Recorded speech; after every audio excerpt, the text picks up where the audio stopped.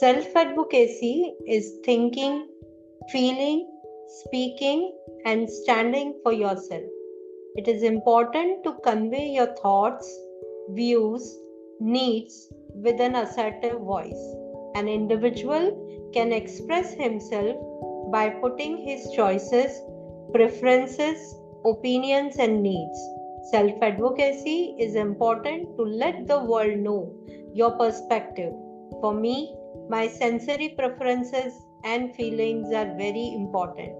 My weakness don't come in my way, but they prepare me to be mindful. For me, doing some work depend on my interest. So the work-life balance is very important. It means do whatever you like as far as mind allows. This is an integral part of my self-advocacy. These thoughts are by my son Akshat Rasse, who is a non-speaking autistic adult and communicates with alternative modes of communication.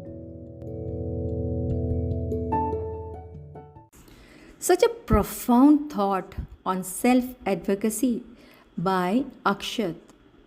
And let me tell you, these are his own words and thoughts. There's no contribution from anyone else. How deep his thoughts are on self advocacy. Welcome to this episode of A Podcast of Hope, making way to hashtag inclusive community, a collaborative initiative by Bachpan Ke Pitare Se and Little Storytellers. Today, we welcome our guest Ritu Ranka Rase, mother to an autistic adult, AAC facilitator, content creator, freelance counselor, and a published author. As a commerce graduate and computer diploma holder from Aptech, she worked as a computer instructor. Her professional journey took an unexpected turn when her son was diagnosed with autism. Let's know more from her. A hearty welcome, ma'am. Thank you so much, Deepa ji and Neena ji, for having me in the series. And I'm so happy to be a part of your podcast series. Thank you so much. तो ma'am आपकी profile पढ़ के और specially जो आपने self advocacy की बात कही, I would like to know, I am sure even the audience would like to know कि please explain this term self advocacy. Though it is self explanatory, but I would like you to just elaborate a bit on this. हाँ दीपा जी, तो जैसे आपने बोला कि वो self explanatory है, और जैसे मैंने जो पढ़ा, जो अक्षत ने लिखा है, सो सेल्फ एडवोकेसी का मतलब है कि हम किसी भी इंडिविजुअल को, specially a child with additional needs, या जो जैसे कि मेरा बेटा एक नॉन स्पीकिंग ऑटिस्टिक है, so I am helping him to empower so that he can express his needs, his wants, his desires, है ना. सो मैं उसको एम्पावर कर रही हूँ उन सब चीजों में, ताकि वो अपने आप के लिए एक स्टैंड रख सके, है ना. अपनी अपनी जरूरतों को बता सके, अपनी इच्छाओं को बता सके, अपनी फीलिंग्स एक्सप्रेस कर सके, एंड इवन जो एंजाइटी वो फील कर रहा है, जो चैलेंजेस वो फील कर रहा है, उन सबको भी वो शेयर कर सके. तो किसी भी इंडिविजुअल के लिए ये बहुत जरूरी है कि जो भी अंदर चल रहा है उसको शेयर कर सके, है ना. सो Exactly. यही सेल्फ एडवोकेसी है. एक बहुत छोटी छोटी चीजों से शुरू होती है, जैसे कि पहले वो अपनी नीड्स बताना शुरू किया, फिर उसने अपनी चॉइसेस बताई, अपने प्रेफरेंसेस बताए, और आगे जाके वो अपने ओपिनियंस और व्यूज भी बता रहा है. सो वहां तक पहुंचते, तो as a human being it is very important that an individual can take stand for himself, and that is self advocacy, and that's what Akshat has mentioned in his piece, जो उसने Peace. लिखा है self advocacy पे. So ma'am it's so profound, अपने लिए stand लेना हर individual के लिए बहुत जरूरी है. Now this raises my curiosity, how did you come up with the idea of co-authoring and publishing the book Bond Beyond Words? As you said, he is a non-verbal, तो उसे सिखाना भी और उसकी बात समझना, it has, I am sure it's a lot of hard work. So please share about this. Uh, yes, Deepaji. So, as I mentioned, ki my son is non-speaking autistic. So, there was a time when I realized that communication is very important for him. So, I started using alternative modes of communication with him. जैसे कि self advocacy में वो कह रहा है कि उसकी thinking, उसकी फीलिंग्स और standing for himself is very important. So उसके लिए जरूरी था कि उसको एक मोड ऑफ कम्युनिकेशन देना. और ये मुझे समझ में आया, कुछ ऐसा हुआ जब मुझे समझ में आया कि एक कम्युनिकेशन का मीडियम उसके लिए बहुत जरूरी है. और फिर मैंने उस पर काम करना शुरू किया. एंड काम करते करते करते एक पॉइंट ऐसा भी आया जब अक्षत अपने आप को एक्सप्रेस करने लगा. एंड ही स्टार्टेड एक्सप्रेसिंग इलॉबरेटली, जहाँ पे वो काफी मतलब इलॉबरेट सेंटेंसेस लिख के और अपनी फीलिंग्स को एक्सप्रेस करने लगा. So then what we did is कि we started maintaining a journal.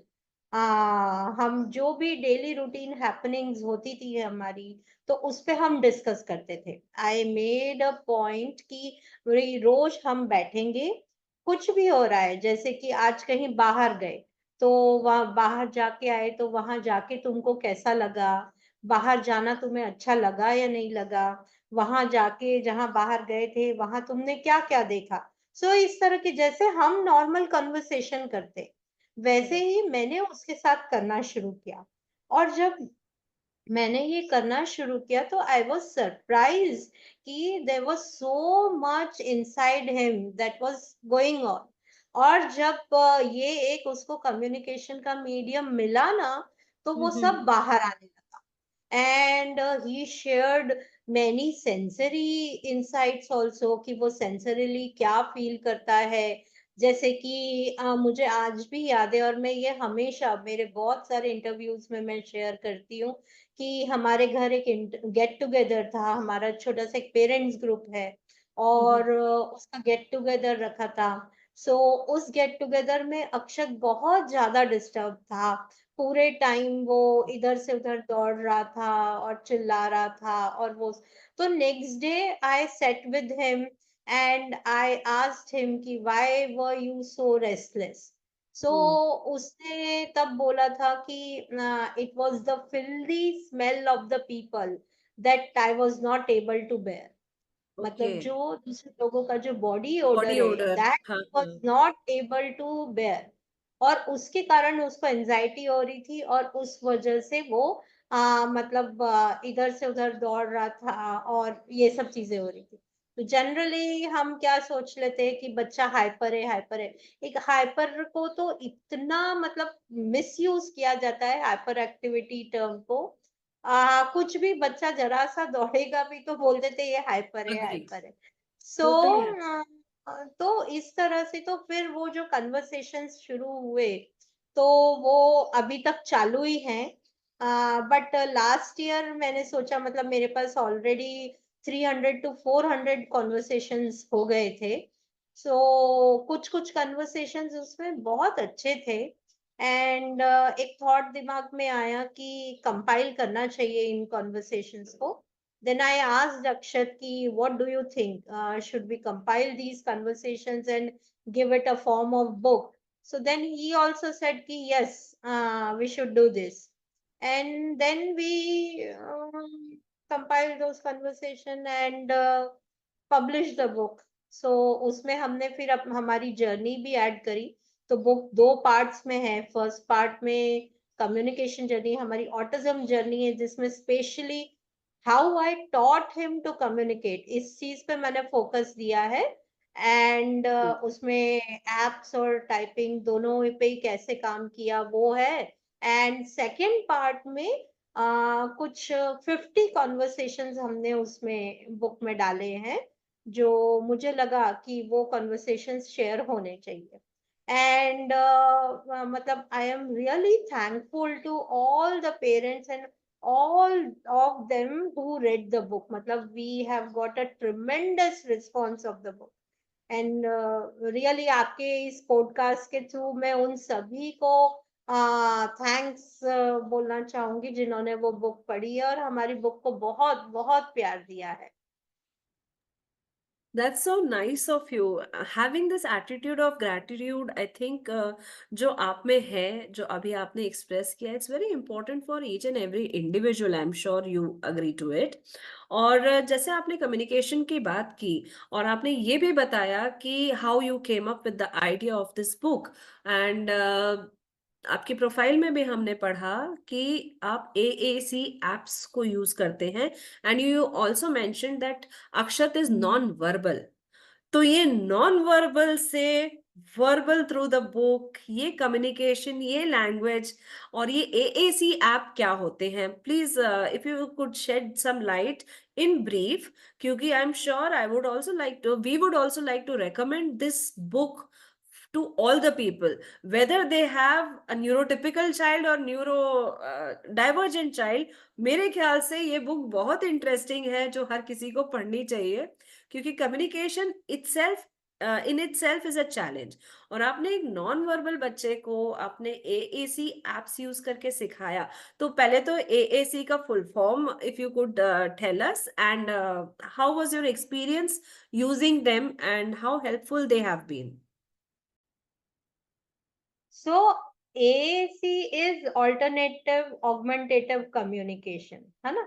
सो ये जो है स्पेशली जो नॉन स्पीकिंग ऑटिस्टिक बच्चे हैं उनकी केस में ये यूज होता है। जैसे मैंने बताया कि अक्षत मेरा बेटा, वो he is also non speaking autistic. So उसकी केस में हमने ये यूज किया बिकॉज एक टाइम ऐसा था जब उसके बिहेवियर्स काफी थे एंड मैं बाकी सब चीजें कर रही थी, but still I couldn't able to find out कि why those behaviors were coming। सो फिर मुझे बताया गया कि क्योंकि एक लैक ऑफ कम्युनिकेशन है, उसके पास कोई ऐसा मीडियम नहीं था जिससे वो अपने आप को एक्सप्रेस कर सके। So that's why those behaviours were coming. So फिर मुझे पता चला कि एक कम्युनिकेशन का होना बहुत जरूरी है ताकि वो अपने आप को एक्सप्रेस कर सके। सो फिर वो हमने ऐप यूज किए। तो ये जो एप्स हैं एएसी, ये एएसी पर बेस्ड होते हैं। सो यहाँ पर इन एप्स में पिक्चर्स होती हैं, आइकन्स होते हैं। वो पिक्चर्स पे अगर क्लिक करेंगे तो that picture will speak. So for example अगर चॉकलेट का पिक्चर है, आपने उस पर क्लिक किया तो इट विल से चॉकलेट। तो okay. child will get to know कि if I click on that picture I will get the chocolate। तो अगर उस पे क्लिक कर रहा है तो आपको समझ में आएगा कि अच्छा बच्चे को चॉकलेट चाहिए and you can give chocolate to the child. So that way. So फिर इस तरह से मैंने उसके साथ वो एएसी ऐप यूज किया। एसी एप्स यूज करने के बाद फिर टाइपिंग पे भी हम आए and I got to know कि ये एप्स को यूज करना कितना बेनिफिशियल रहा हमारे लिए। It was just like a turning point of a journey. और इस तरह से फिर मतलब मुझे लगा कि there was so much inside him. वो काफी कुछ ऑब्जर्व कर रहा था। Akshat is a very keen observer and he is a Hmm. Auditory learner also besides Okay. Visual learner. He is an auditory learner also. So he was grasping so much from the environment, and it just that he needed a medium so that he could can express himself। So that's what I did, I provided him with a medium and just कि मैंने थोड़ा उसको organise किया कि कैसे उसको करना है and he started expressing himself, and that's what I am doing now also। सो धीरे धीरे हम उसी में प्रोग्रेस कर रहे हैं कि कैसे वो अब और नेक्स्ट लेवल पे आ सकता है। तो सो एईसी एप्स जो हैं उनके आप कुछ नाम बता सकते हैं जो जनरली यूज होते हैं? जैसे मुझे या मेरे आसपास मैंने कभी नहीं देखा किसी को इसकी जरूरत है, तो I am not aware. Just for the purpose of awareness, not to promote any particular app, if you could give an example or a few names of the apps that can be used. या सो कई सारे apps आते हैं। Basically ये free apps होते हैं या paid apps होते हैं, दो तरह के एप्स होते हैं।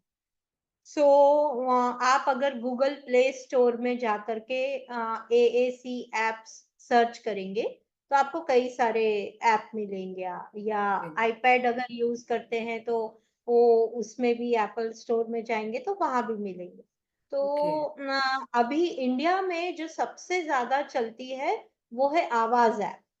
और आवाज जो है वो एक पेड ऐप है। सो आपको उसका सब्सक्रिप्शन लेना पड़ता है। हमने जो ऐप यूज किया था वो ऐप था लेट मी टॉक, और वो एक फ्री ऐप था। बट हमने भी उसको काफी टाइम तक, अभी Akshat is still using that app for daily routine communication, he is using that app only. और वो फ्री ऐप था, वो मोबाइल में अभी भी वही ऐप यूज करता है। ऐसे कई सारे ऐप हैं। आपका अपनी कन्वीनियंस के हिसाब से बच्चा कौन सा ऐप पिकअप करता है, वो सब देख करके आप ऐप सिलेक्ट कर सकते हैं। अभी सबसे ज्यादा फीचर्स जो हैं वो आवाज में है, एंड मोस्टली पेरेंट्स वही ऐप यूज कर रहे हैं ज्यादातर। But you can explore other app also. कई सारे जेलो है, और भी बहुत सारे एप्स हैं इसमें। ऐप के अलावा कई लो टेक मीडियम्स भी हैं जिनको ट्राई किया जा सकता है, जैसे लेटर बोर्ड है। कई बच्चे लेटर बोर्ड के थ्रू भी कम्युनिकेट करते हैं। जैसे कि हमारा कीबोर्ड है ना, वो कीबोर्ड को हाँ। ही ऐसा उसका प्रिंट आउट लेके, केवल अल्फाबेट्स, ओके। अल्फाबेट उसका प्रिंट आउट लेके और उसको लैमिनेट कर लें। और अगर बच्चा पिकअप करता है, if he is able to perform the words, कुछ बच्चे हैं जो पिकअप कर लेते हैं। कुछ बहुत हम्म। सारे बच्चे लेटर बोर्ड के थ्रू भी कम्युनिकेट करते हैं। फिर पैक्स भी है जिनमें पिक्चर एक्सचेंज कम्युनिकेशन सिस्टम, तो कार्ड्स को एक्सचेंज करके भी कम्युनिकेट किया जाता है। So various methods are there. The thing is that communication is important. What I want to say, है ना, that I should be able to communicate, वो जरूरी है। अगर मेरे पास स्पीच नहीं है तो ऐसे कुछ अल्टरनेटिव मीडियम होने चाहिए जिसके थ्रू मैं अपनी बात कन्वे कर सकूं। वो जरूरी है। अब वो मीडियम कुछ भी हो सकता है, टाइपिंग हो सकता है, ये एप्स हो सकती हैं, लेटर बोर्डिंग हो सकती है, कुछ भी हो सकता है। And we just need to see कि बच्चा किस में कंफर्टेबल है, वो क्या पिकअप कर रहा है। अभी जैसे मैं कुछ बच्चों को गाइड कर रही हूँ, कुछ मदर्स को गाइड कर रही हूँ। दो लड़कों का मैं एग्जाम्पल देती हूँ आपको। एक के दोनों के साथ ही मैंने साइमल्टेनियसली काम शुरू किया था। अब एक बच्चा है जिसको मतलब स्टार्टिंग में बहुत एंजाइटी थी, बहुत, और सेंसरी इश्यूज भी थे। कुछ टाइम तो सेटल करने में लगा। उसके बाद फिर हमने देखा कि क्योंकि उसको एंजाइटी इश्यूज बहुत ज्यादा थे, तो कुछ टैब या मोबाइल नहीं दे सकते थे, बिकॉज मतलब वो उसका थोड़ा ऐसा बैंगिंग का भी इशू था। तो कभी मोबाइल पे अगर बैंग हो जाता या टैब पे बैंग हो करेक्ट। जाता तो वो एक टूटने का रिस्क थी। नुकसान, तो हाँ। फिर मैंने जो बेसिक वर्क किया उसके हिसाब से मुझे लगा कि शायद लेटर बोर्ड हम यूज कर सकते हैं, because he was able to form the spellings, वहां तक हम आ गए थे। ओके। तो फिर हमने उसके साथ लेटर बोर्ड यूज करना शुरू किया, and he picked up the letter board very well. Within few months, he picked up the letterboard, and now he is communicating with the letter board. वो अपने पेरेंट्स के साथ कम्युनिकेट कर रहा है, even with his grandparents also he is communicating with the letter board. That's a So progress. yes, and the another one is मतलब उसने spellings वगैरह उसने उतनी पिकअप नहीं करी, तो we are using app with him. So and he the another one जो दूसरा लड़का है, he is visual learner. उसका जो विजुअल है बहुत स्ट्रांग है. So उसके साथ हमने फिर ये ऐप का यूज किया, and now he is communicating with the app. So वो अब Wow. धीरे धीरे फंक्शनल कम्युनिकेशन वो ऐप के साथ कर रहा है. मतलब इतनी जल्दी वो पिकअप कर रहा है. तो आई टोल्ड हिज मदर कि भाई आप उसको रिलीजियसली जो फंक्शनल कम्युनिकेशन है एटलीस्ट वो आप ऐप से करो, और ऐसे बच्चे पिकअप कर लेते. So we just need to see कि बच्चे किस में कंफर्टेबल हैं, है ना. जो मीडियम है वो जरूरी नहीं है कि आपको ऐप ही यूज करना है या पैक्स ही करना है. We just need to see and we need to move further. अभी उसके बाद क्या, ऐसे जैसे जो बच्चा लेटर बोर्ड यूज कर रहा है, अब हम उसके साथ कंप्यूटर पे भी आ गए. So he is learning typing also, and typing भी काफी अच्छा कर रहा है. So we need to keep assessing them, तो एंड वी कुल नीड टू मिलाकर मूव बात है फर्दर. परसीवरेंस की, है ना? आप उनके साथ में कंसिस्टेंटली परसीवियर करते जाइए और सबसे ज्यादा आप उसे ऑब्जर्व कीजिए. एग्जैक्टली यही आप कहना चाह रहे हैं? Yes, yes, yes. Observation is very important. मैं सभी पेरेंट्स को हमेशा यही बोलती हूँ कि learn to observe your child. क्योंकि कई बार ऐसा होता है, मतलब है ना, जो यंग पेरेंट्स होते वो आते मेरे पास, वो बोलते कि है ना ये इसको ऐसा क्यों होता है मुझे समझ में नहीं आता, ये सीख क्यों नहीं पाता है मुझे समझ में नहीं आता. So I just tell them कि है ना, you learn to observe your child कि बच्चा सीख कैसे रहा है. देखो हमारे बच्चे ना वो कई चीजें एनवायरनमेंट से सीख जाते हैं. अक्षत ने कई सारी चीजें ऐसी थी जो एनवायरनमेंट से सीखी, हमने नहीं सिखाई उसको. He just learn them through observation. वो ऑब्जर्व कर करके ही सीखा. तो हमको वही ऑब्जर्व करना है कि कैसे वो ऑब्जर्व करके सीख रहा है और क्या चीजें हैं जो वो ऑब्जर्व करके सीख रहा है. So we just need to keep an eye on that. So वही यस. मैं मदर्स को बोलती हूँ कि भाई आप ऑब्जर्व करो कि आपका बच्चा क्या चीज ऑब्जर्वेशन से सीख जाता है. और अगर चीजों में उसको डिफिकल्टी आ रही है, कहीं वो चैलेंजेस फेस कर रहा है, तो why he is facing those challenges. That तो वो जो स्ट्रेंथ और चैलेंजेस फाइंड आउट करने का तरीका है वो यही है कि ऑब्जर्व देम. दिन रात you have to 24/7 you have to observe them. So आप एक वो जो होता है ना स्वॉट एनालिसिस हम करते हैं, ये मैनेजमेंट में भी हमको सिखाया जाता है स्वॉट करेक्ट. एनालिसिस. तो वो स्वॉट एनालिसिस ही आपको करना है, और वो कैसे स्वॉट एनालिसिस करने के लिए one has to observe. So correct. तभी आपको बच्चे की स्ट्रेंथ चैलेंजेस पता चलेंगे, and then you can work accordingly. मैंने अपनी लाइफ में वही किया. मतलब ट्रेनिंग तो ठीक है, ट्रेनिंग हो गई थी, लेकिन उसके बाद भी वो कैसे सीख रहा है, उसको कहाँ प्रॉब्लम आ रही है, कि अगर प्रॉब्लम आ रही है तो how I can break that steps into further smaller steps so that he can learn that particular thing. That's what I did. So correct. मैं यही बोलूंगी कि आधे से ज्यादा काम तो मैंने ऑब्जर्वेशन और इंट्यूशन से ही किया है. ऐसे बाकी तो फिर जो ऑटिज्म को मैं पढ़ के और सीखा वो एक अलग चीज है, वो भी किया है. बट वो ऑब्जर्वेशन बहुत जरूरी है. That is the fundamental requirement, I would से. I think this is the fundamental requirement for all the parents, है ना? बी एट न्यूरोटिपिकल और न्यूरो डाइवर्जेंट चाइल्ड, ये एक फंडामेंटल रिक्वायरमेंट तो हर पेरेंट की है. If you have signed up for being a parent, तो ये तो हम सबके लिए बहुत जरूरी इंपॉर्टेंट लर्निंग है. हाँ हाँ, of course of course. And अगर आप हमारी बुक पढ़ेंगे तो उसमें भी मतलब जो हमारे स्पेशली कन्वर्सेशंस हैं, सो उसमें आप देखेंगे कि ऐसा नहीं है कि वो केवल ऑटिज्म से रिलेटेड है या केवल ऑटिज्म पेरेंट्स को ही पढ़ना चाहिए।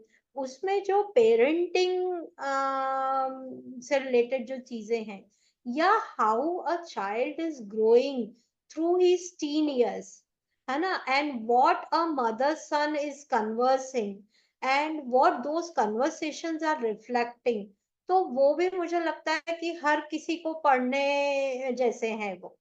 So it's not hmm. Like that कि वो सिर्फ एक न्यूरो डाइवर्जेंट कम्युनिटी के लिए हैं या उन्हीं पेरेंट्स को पढ़ना चाहिए। आप पढ़ के देखिए, आपको लगेगा कि नहीं, मतलब आप खुद भी रिलेट कर पाएंगे उससे। आई एम श्योर नीना ने तो बुक पढ़ी हुई है। एंड मैं बहुत ज्यादा टाइम से ना I am waiting for my copy too from Amazon. तो ऋतु जी, आपने बात की कम्युनिकेशन की, है ना, और आपने बात की को ऑथरिंग ऑफ द बुक की। जहाँ कम्युनिकेशन मेरे ख्याल से, या लेमैन लैंग्वेज में अगर मैं बात करूं, communication is always two sided and it can B one sided also. लेकिन जब हम बुक ऑथरिंग की बात करते हैं, किसी चीज को पढ़ने की बात कर रहे हैं, तो there is an aspect of language. तो आई एम श्योर आपने उस पे भी काफी काम किया होगा। So how did you manage to teach him language, और जिस तरह के वर्ड्स और सेंटेंस फॉर्मेशन था सेल्फ एडवोकेसी के पैराग्राफ में जो आपने पढ़ा, सो दैट वाज अमेजिंग। बहुत सारे लोग जो नॉर्मल स्कूल में पढ़ते हैं वो, और इंग्लिश मीडियम में पढ़ते हैं, वो भी इतने अच्छे सेंटेंसेस फ्रेम नहीं कर पाते। तो if you could elaborate, stress some light on it. ये तो मतलब अक्षत को बहुत बार ये कॉम्प्लीमेंट मिला है कि अक्षत जिस तरह की वोकैबुलरी यूज करता है वो शायद उसके एज के न्यूरोटिपिकल बच्चे भी नहीं यूज करते हैं। सो एक चीज इसमें तो ये है कि जैसे मैंने बोला कि अक्षत ऑडिटरी लर्नर है, तो वो जो सुनता है वो उसको ग्रास्प करता है। एंड ऐसे ही वो मतलब वर्ड्स भी अगर कुछ सुन रहा है तो ग्रास्प करता है, and he is able to use those word in relatable situations. ये एक उसका है। ओके, दूसरा ये कि ऑफ कोर्स मुझे भी उसकी लैंग्वेज पे काम करना पड़ा, और मैं अभी भी कर रही हूँ। So there is a difference between communication and language. तो कम्युनिकेशन क्या है कि you are able to convey whatever you are feeling, तो वो तो हो गया कम्युनिकेशन। अब कम्युनिकेशन जेस्चर में भी हो जाएगा, बॉडी लैंग्वेज से भी हो जाएगा, है ना। तो वैसे भी हो जाएगा, मुझे जो कहना है मैं एक जेस्चर में भी बोल दूंगी। मैं अगर सपोज मुझे कुछ पसंद नहीं आ रहा है तो मैं फेस हिला दिया तो भी आपको समझ में आ जाएगा कि ये चीज पसंद नहीं आई। तो वो भी कम्युनिकेशन।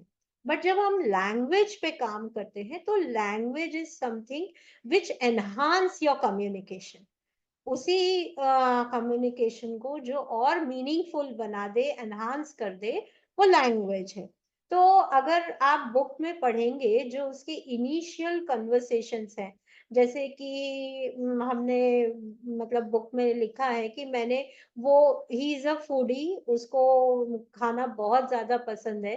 तो जब मैंने उसके कम्युनिकेशन पे काम करना, सॉरी, जब ये इलॉबरेट कम्युनिकेशन पे काम करना शुरू किया था, तो तब उसकी मतलब जो उसको खाना पसंद था, मैं उसी के पिक्चर्स उसको देती थी, और फिर I use to ask him to write something on those pictures. तो आप जैसे बुक में देखेंगे तो जैसे एक पनीर का पिक्चर है, और उस पनीर के पिक्चर में मैंने नीचे लिखा है कि write 3 lines on this picture. तो उसने ओके। लिखा है कि paneer is very tasty, paneer it can be used as a salad. तो अब यहाँ पे तो पनीर इज वेरी टेस्टी, तो tasty is an adjective. Correct. तो मतलब ये लैंग्वेज हो गया। तो जब हम नाउन, वर्ब्स, एडजेक्टिव्स इन सब चीजों पे काम कर रहे हैं, that means we are working on the language. जो WH क्वेश्चंस पे हम काम करते हैं, what, when, where, why, who, है ना, हाउ, ये सब करते हैं हम, तो वो हम लैंग्वेज पे काम कर रहे हैं। एक बार जब उसका कम्युनिकेशन आ गया, उसके साथ साथ मैंने उसकी कॉग्निटिव स्किल्स पे भी काम किया, वो एग्जीक्यूटिव फंक्शनिंग पे काम किया, पर्सपेक्टिव थिंकिंग पे काम किया, इमोशंस, बहुत सारी और चीजों पे साथ साथ में काम किया, जिससे उसकी ओवरऑल अंडरस्टैंडिंग डेवलप हुई।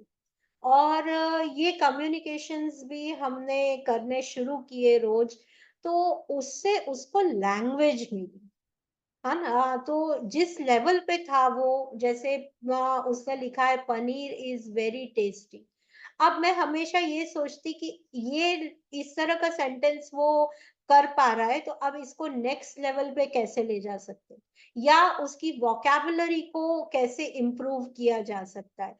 कुछ वर्ड्स तो ऑब्वियसली वो अपने आप से यूज कर रहा था, लेकिन फिर उसके बाद वोकैबुलरी और कैसे इम्प्रूव कर सकते हैं। तो उसका एक छोटा सा एग्जाम्पल देती हूँ आपको, कि जैसे जब वो इमोशंस को एक्सप्रेस कर रहा था, सो उसको मैं पूछती कि किसी सिचुएशन में वो कैसा फील कर रहा है। Suppose he is feeling happy, तो वो उसने मुझे बताया कि हैप्पी। तो आई यूज टू आस्क हिम कि वो जो हैप्पीनेस है वो किस लेवल की है, तो intensity I use to ask him. और अगर उसने बोला कि से फॉर एग्जांपल 7 है, 1 to 10 के स्केल में उसको वो इंटेंसिटी बतानी होती थी इमोशन की। So if suppose he said कि 7, तो मैं उसको एक वर्ड देती थी कि that wow, that means you are feeling wow. उस लेवल की, तो उस लेवल पे उसको एक वर्ड मिला। सो फिर अगर सपोज हैप्पीनेस उसकी 8 या 9 की है, तो आई वुड से कि you must be feeling thrilled, तो एक और वर्ड मिला। So that's how I added words in his vocabulary. और ये वर्ड्स उसको इस तरह से मिल रहे थे जो उसकी रूटीन सिचुएशंस से रिलेटेड थे, जिनको वो ऑलरेडी फील कर रहा था। So that way it was easy for him to relate to those words. तो वो कुछ उसको नए नहीं लगे, वो इजीली उनसे रिलेट कर गया और उसने वो वर्ड सीख लिए। Okay. That's how I worked on his vocabulary. और अभी भी अब जैसे मैं काम कर रही हूँ, तो अब now I am working on his paragraph writing skills, उसकी राइटिंग स्किल्स को थोड़ा मैं इम्प्रूव करने की कोशिश कर रही हूँ। अगेन मैं उन्हीं चीजों को लेके काम कर रही हूँ जो ऑलरेडी वो करता है, जिनसे वो रिलेट कर सकता है। से फॉर एग्जाम्पल उसको गाने सुनने का बहुत शौक है, music is his life according to him. तो वो जो भी गाने सुनता है, I take them as topics of paragraph writing. And then मैंने उसको समझाया कि पैराग्राफ कैसे लिखना है। तो पैराग्राफ का एक इंट्रोडक्शन है, एक डिस्क्रिप्शन है, एंड देन कंक्लूजन है। So what he can write in the introduction part, what he can write in the description, and what he can write in the conclusion. So that is how we are trying to uh, build his paragraph writing skills. अब यहाँ पे क्या हो रहा है, क्योंकि गाना उसने ऑलरेडी सुना हुआ है, and he could feel also that song, so it is easy for him to express, yes, write about it. So agree. तो सभी कुछ ऐसी मैंने हमेशा से उसको जो भी सिखाया है, वो उन्हीं चीजों को लेके सिखाया है जो वो ऑलरेडी समझता है। कॉन्क्रीट चीजों को यूज करके मैंने उसको एब्स्ट्रैक्ट कंसेप्ट सिखाए। And it has always been seen कि जब हम ऑटिज्म के बच्चों के साथ काम करते हैं, तो अगर हम उनको कॉन्क्रीट चीजों से सिखाएं, तो they are able to learn more easily. And concrete चीजों से ही हम बहुत सारे एब्स्ट्रैक्ट कंसेप्ट्स भी सिखा सकते हैं। अक्षत तो अब काफी एब्स्ट्रैक्ट चीजें भी समझता है, he has that abstract level of thinking, and he can understand very abstract concepts also. But then जब मैंने उसको सिखाना शुरू किया था, तब इसी तरह से सिखाना शुरू किया था।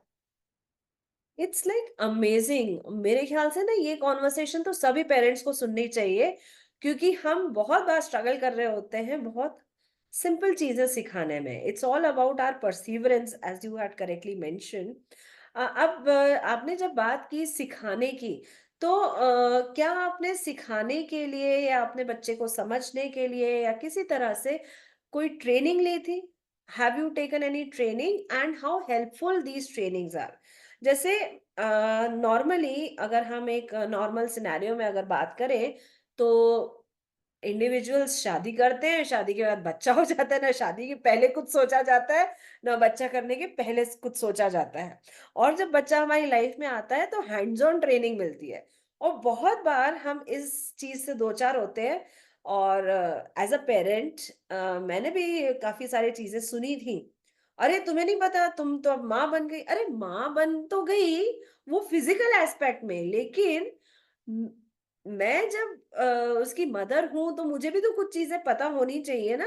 मुझे कई बार ऐसा लगता है कि बिफोर गेटिंग इनटू पेरेंटहुड हमें कुछ सजेशंस या कुछ चीजें ना हमें ट्रेन होनी चाहिए। बट अगर हम न्यूरोटिपिकल न्यूरो डाइवर्स सिनेरियो में बात करें, तो मैंने बहुत बार ऑब्जर्व किया है कि बच्चे थेरेपीज के लिए जाते हैं, पेरेंट्स काउंसलिंग के लिए जाते हैं, और ट्रेनिंग्स भी होती हैं। तो as a mother, as a mother, and that too mother to a non-verbal autistic child, तो आपने कोई ट्रेनिंग्स ली, और ये ट्रेनिंग्स किस हद तक किसी को लेनी चाहिए? Are this helpful for the parents? तो अगर आप इस पर्सपेक्टिव इसके बारे में कुछ अपना पर्सपेक्टिव रखें तो that would be great, helpful. Yes. So trainings तो मैंने ली। एक्चुअली जब अक्षत का डायग्नोस हुआ, उसका डायग्नोसिस बॉम्बे में उम्मीद चाइल्ड डेवलपमेंट सेंटर में हुआ था, and he was around 3.5 year old that time. So वहीं पे हमको ऑटिज्म के बारे में पता चला। उसके पहले तो ऑटिज्म का ए भी पता नहीं था। So okay. वहां पर ही हमें बताया गया कि इसका कोई मेडिसिनल ट्रीटमेंट नहीं है, but therapies can help a lot. तो फिर हम उस वक्त वहां पे उम्मीद में मदर चाइल्ड ट्रेनिंग प्रोग्राम चलता था। सो उन्होंने बोला कि आपको ये करना चाहिए and it will help you. So we decided to go ahead, and वो 3 months की ट्रेनिंग थी, वो मैंने की।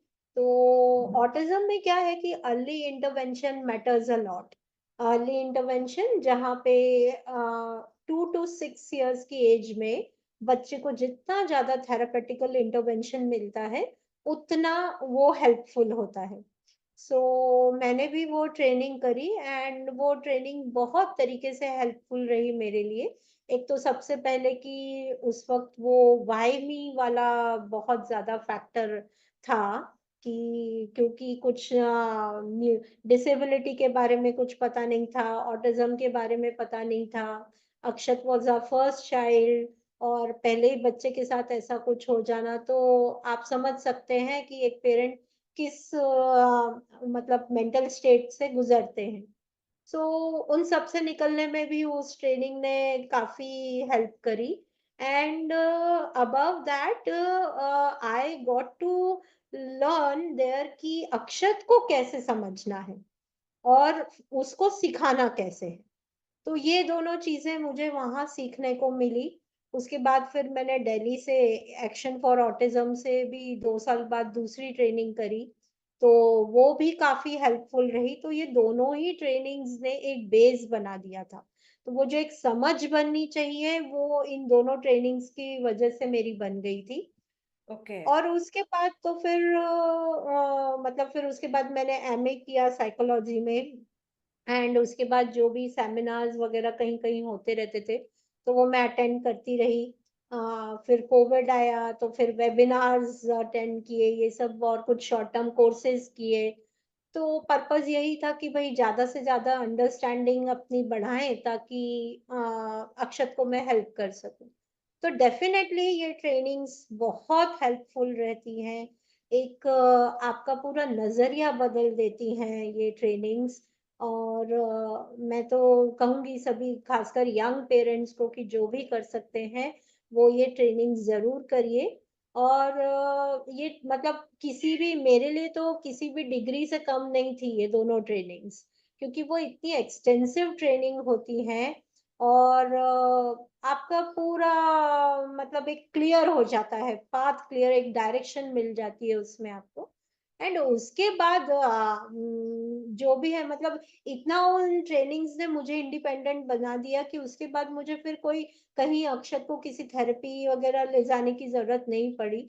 मैं फिर खुद से करती गई, हालांकि मैंने बहुत दूसरे शॉर्ट टर्म कोर्सेज किए, वेबिनार सेमिनार्स वगैरह मैं अटेंड करती रही, क्योंकि आपको टाइम टू टाइम अपनी नॉलेज तो अपडेट करनी ही पड़ती है। करनी है, लेकिन करेक्ट, बट हाँ। I was able to handle him. मैं कब क्या करना है, कैसे करना है, वो कॉन्फिडेंस मुझ में आ गया था।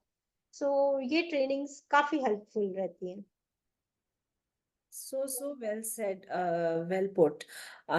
तो रितु जी, आपने बहुत सारी इम्पोर्टेंट बातें बताई जो मेरे ख्याल से सभी पेरेंट्स के लिए जाननी और समझनी बहुत जरूरी है।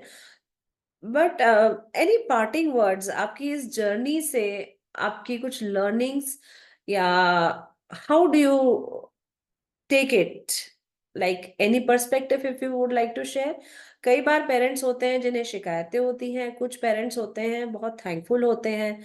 सो any parting words for the new parents who have just discovered that their child has some neurodivergent issue? Please share anything as a parting note if you would like to share. See, आप you are also a mother, so you can understand, मतलब एक parent की, जैसे मैंने बोला कि वो mental state आप भी समझ सकते हो, Correct. कि जिसको नया नया ये पता हो कि पता चले कि that child has some kind of disability, so वो हम सब समझ सकते हैं। But the thing is that कि कोई डिसेबिलिटी होना दुनिया का खत्म हो जाना नहीं है, ये समझना पड़ेगा हमको, है ना। और ऑब्वियसली उससे निकलने में टाइम लगता है, but one has to come out of it, because options और भी हैं। अब आपको डिसाइड करना है कि आपको वो उसी में ही घूमते रहना है, या फिर उससे बाहर आके जो और भी ऑप्शंस हैं उनको ट्राई करना है। तो या तो एक आप उसी नेगेटिविटी में ही चल रहे हैं कि नहीं अभी क्या होगा, क्या होगा, मेरी तो दुनिया ही खत्म हो गई, अब कुछ बचा ही नहीं, तो एक वो माइंडसेट भी होता है। या दूसरा ये है कि भाई चलो, हाँ, something is better than nothing, इतना Mhm. नहीं, हाँ भले ही पढ़ नहीं पाएगा, डॉक्टर इंजीनियर नहीं बन पाएगा, लेकिन एक फिर भी हम प्रोडक्टिव लाइफ लीड कर सकते हैं। Correct. तो so one has to decide one thing. And जैसे कि अक्षत की केस में मैं आपको बताऊं, जब हमारी जर्नी स्टार्ट हुई थी, तो उस वक्त हमने भी नहीं सोचा था कि यहाँ तक आ पाएंगे हम। मैंने तो कभी नहीं सोचा था कि वो 2 बुक्स को को ऑथर कर लेगा, या बुक्स को को ऑथर करने की बात तो दूर है, वो अपने आप को एक्सप्रेस करेगा, वो भी मैंने नहीं सोचा था। आई स्टिल रिमेम्बर जब मैं दिल्ली में अपनी ट्रेनिंग कर रही थी, तो वो वहाँ जो ट्रेनर थी, मैंने उनको पूछा था कि मैम बस इतना हो जाए कि ये मेरे को बता सके कि है ना, इसको क्या खाना है, इसके जो पसंद हो वो मुझे ये किसी तरह से कन्वे कर दे कि मुझे आज ये खाना है। तो वो ट्रेनर ने मुझे बोला था कि हाँ वो भी हो जाएगा, बट तुमको अपने काम में कंसिस्टेंट रहना पड़ेगा। So I still remember those words. तो ये कंसिस्टेंसी मेंटेन करके रखना बहुत जरूरी है। आप जो भी कर रहे हो, be consistent in that. When I was teaching him typing, मैं उसको 3 लेटर वर्ड्स टाइप करवाती थी कंप्यूटर पे। एंड याद है, मुझे आज भी याद है, मैंने वर्ड कार्ड्स बनाए थे और उस पे मैं CAT कैट ऐसे पॉइंट पॉइंट कर करके उसको टाइप करवाती थी। और उस वक्त मेरा सिर्फ यही पर्पस होता था कि भाई ये किसी तरह से कैट टाइप करना सीख जाए इंडिपेंडेंटली। उस वक्त भी मैंने ये नहीं सोचा था कि वो सेंटेंस में पूरा इलॉबरेट करने लगेगा। सो एक तो कंसिस्टेंसी, दूसरा मैं ये बोलूंगी कि setting your priority should be your top priority. अपनी प्रायोरिटीज को सेट करिए। मैं आज भी देखती हूँ, मुझे मालूम है, देखो हर किसी का सिनेरियो बहुत अलग रहता है। जो आज मेरे घर की सिचुएशन है, मेरे घर में जो कंडीशन है, वो आपके घर की नहीं होंगी।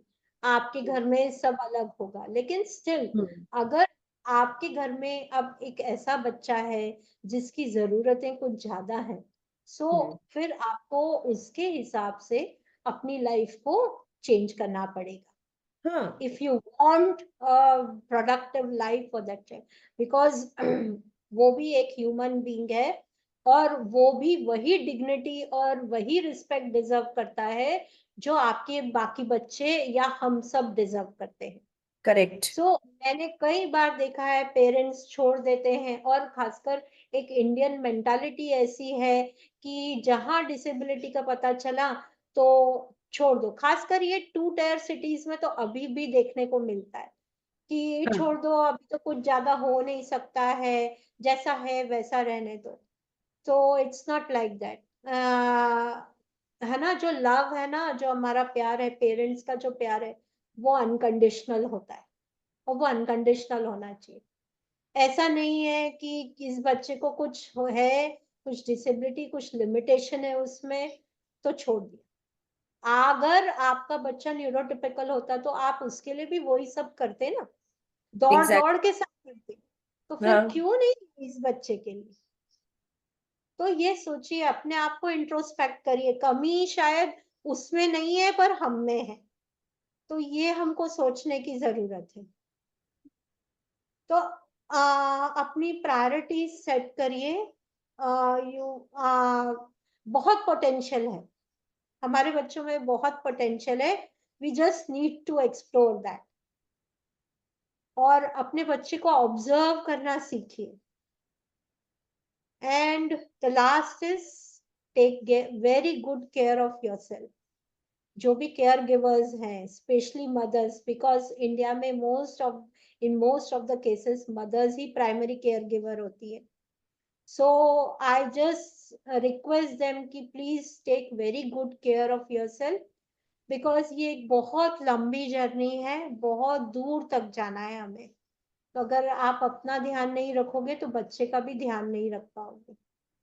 So just take good care of yourself and be happy and be healthy.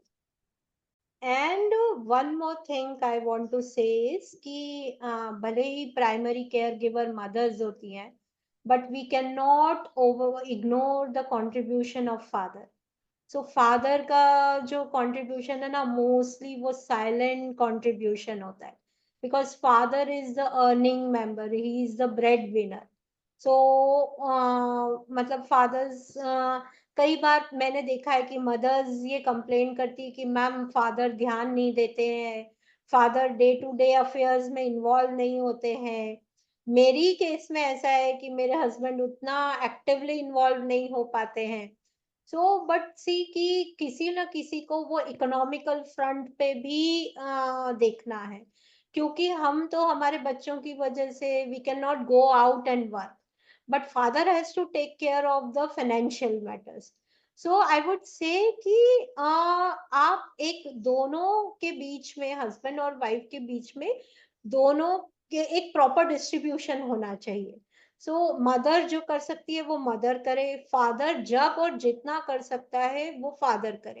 And मैं अपना ही एग्जांपल देती हूँ कि मेरे हस्बैंड भले ही वो एक्टिवली इन्वॉल्व नहीं होते, बट उनका जो मेंटल सपोर्ट मुझे मिलता है, जिस तरह की फ्रीडम उन्होंने मुझे दी, उसी की वजह से मैं अक्षत को यहाँ तक ले पाई हूँ, लेके आ पाई हूँ। अगर वो नहीं होता तो शायद मैं आज यहाँ तक नहीं आ पाती। सो फादर का कंट्रीब्यूशन उस तरह से है। जरूरी नहीं है कि वो उसके साथ बैठ के काम करें, या उसको बाहर ले जाएं रोज, या उसको थेरेपी पे लेके जाएं। जरूरी नहीं है, बिकॉज वो नहीं कर सकते हैं शायद वो सब, क्योंकि घर चलाने के लिए उनको पूरा 9 to 9 ऑफिस भी जाना है, और प्राइवेट सेक्टर में तो 9 to 9 ही होगा, 9 to 5 नहीं हो पाएगा वो। करेक्ट तो आप एक म्यूचुअल अंडरस्टैंडिंग हस्बैंड वाइफ के बीच में होना बहुत जरूरी है।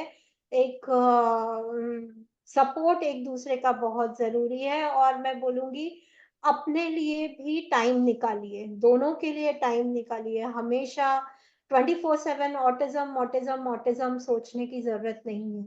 उससे बाहर भी आपकी लाइफ है, और उस लाइफ को भी एंजॉय करिए, और जरूर एंजॉय करिए। Thank you. Observation, be it neurotypical or neurodivergent, is very important. Consistency, understanding, and setting priorities should be on the top of our list for a productive life of our child. And all the kids deserve dignity as any other person. And Ritu ma'am, your determination to fight against the odd and prove that disability doesn't mean give up and move forward. Rather, observe and understand your child, show him or her the right path to move ahead. Thank you so much for sharing your valuable life journey with us. And I hope our audience also could feel the connect. That's all for today's episode. Stay tuned for more such inspiring journeys from Bachpan ke Pitare se and little storytellers. Until then, take care, stay happy.